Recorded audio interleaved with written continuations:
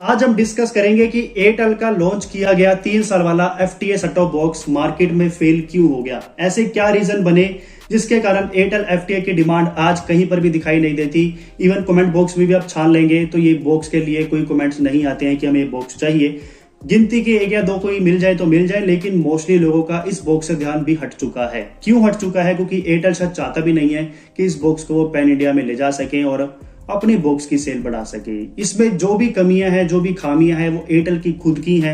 Airtel ने push ही नहीं किया, एयरटेल ने प्रयास ही नहीं किया कि इस बॉक्स को पूरे पैन इंडिया में हर लोगों तक पहुंचाया जा सके। डिश टीवी आज की डेट में कामयाब क्यों है? वो इसीलिए है क्योंकि सबसे पहला कॉन्सेप्ट वो डिश टीवी का ही था कि आपको एक ऐसा डब्बा दिया जाए, एक ऐसा बॉक्स दिया जाए जिसमें लॉन्ग ड्यूरेशन का रिचार्ज आपको ऑफर किया जाए। अगर आज की डेट में अगर आप डिश टीवी का कोई भी नॉर्मल रेगुलर बॉक्स लगाते हैं तो आपको हर महीने देखने के लिए कम से कम 150 का रिचार्ज तो कराना ही पड़ेगा, उससे नीचे रिचार्ज ही नहीं होता।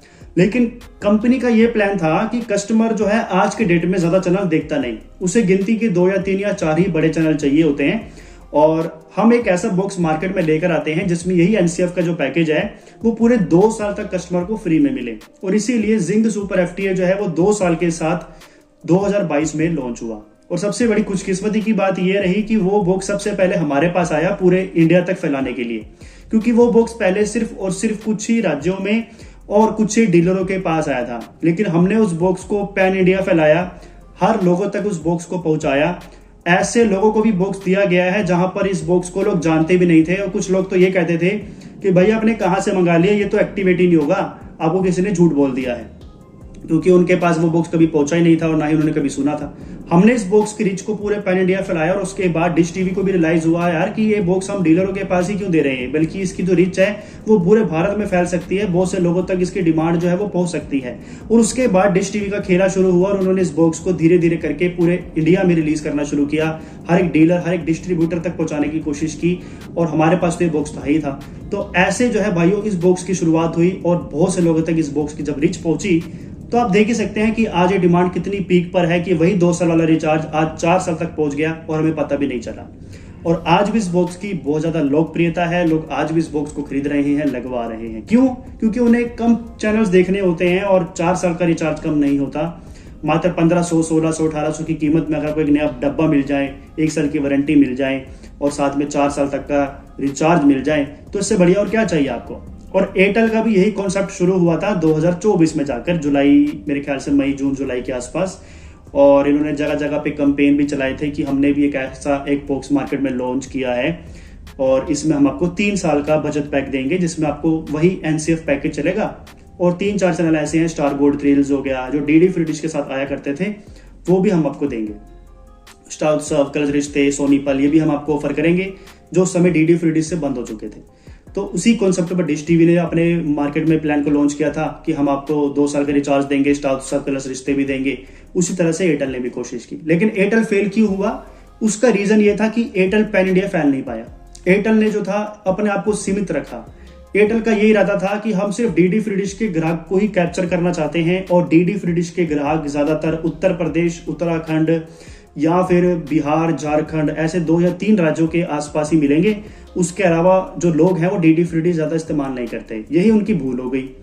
उन्होंने ये तो सोच लिया, लेकिन ये नहीं सोचा कि यूपी हो गया, बिहार हो गया, यहाँ के अधिकतर लोग अपने राज्यों में ना रहकर ऐसे राज्यों की ओर झुकाव रखते हैं जहां पर काम ज्यादा मिले, क्योंकि वो मोस्टली जो है काम करने के सिलसिले में अन्य राज्यों में रहते हैं। कभी उड़ीसा जा रहे हैं, कभी तमिलनाडु, कभी पंजाब, हरियाणा, हिमाचल, चंडीगढ़, दिल्ली, ऐसे राज्यों में जो उनका प्लान चलता रहता है। तो यूपी, बिहार के जितने भी हमारी ऑडियंस है, लोग हैं, वो अधिकतर अपने राज्यों में ना रह के उन राज्यों में रहते हैं और उनको वो प्लान वहां पे चाहिए था, ना कि अपने राज्य में। तो एयरटेल यहीं पर फेल हो गया। एयरटेल को क्या करना चाहिए था? डिश टीवी की तरह ही पूरे भारत में अपने बॉक्स को लाना चाहिए था। हर एक distributor, dealer, even online sales के लिए भी इस बॉक्स को देना चाहिए था, लेकिन इन्होंने ऐसा नहीं किया। हमने भी बहुत प्रयास किए कि भाई हम अपने कस्टमर्स तक ये बॉक्स पहुंचाना चाहते हैं, लेकिन एयरटेल की तरफ से कोई रिस्पॉन्स नहीं मिला। इसीलिए ये एयरटेल जो है वो फेल हो गया। और आज गिनती के मेरे ख्याल से 1 या 2 ही डीलर या डिस्ट्रीब्यूटर होंगे जो इस बॉक्स को दे रहे होंगे। इंडिया मार्ट पर जाएंगे तो आपको शायद 1 आध कोई मिल जाएगा बंदा जो इस बॉक्स को दे रहा होगा, नहीं तो इस बॉक्स को आप कहीं पर भी नहीं ले पाएंगे। इवन डीलर, डिस्ट्रीब्यूटर भी इस बॉक्स को अब रखने से बच रहे हैं क्योंकि सेल ही नहीं है। और एयरटेल भी इस पे ज्यादा फोकस नहीं कर रहा है। क्यों? क्योंकि एयरटेल के पास टेलीकॉम सेक्टर है, एयरटेल के पास ब्रॉडबैंड सेक्टर है, वो वहां से अच्छा खासा रेवेन्यू कमा रहा है। और IPTV का भी इनके पास मॉडल आ चुका है, वो अब फाइबर कनेक्शन के साथ जो है बिना डिश एंटीना के साथ जो है टीवी चैनल प्रोवाइड करने लगे हैं। तो उस कॉन्सेप्ट पे वो ज्यादा फोकस कर रहे हैं, जहां पर उनको पता है कि आज की जनता वहां बढ़ रही है, ना कि DTH सेक्टर में।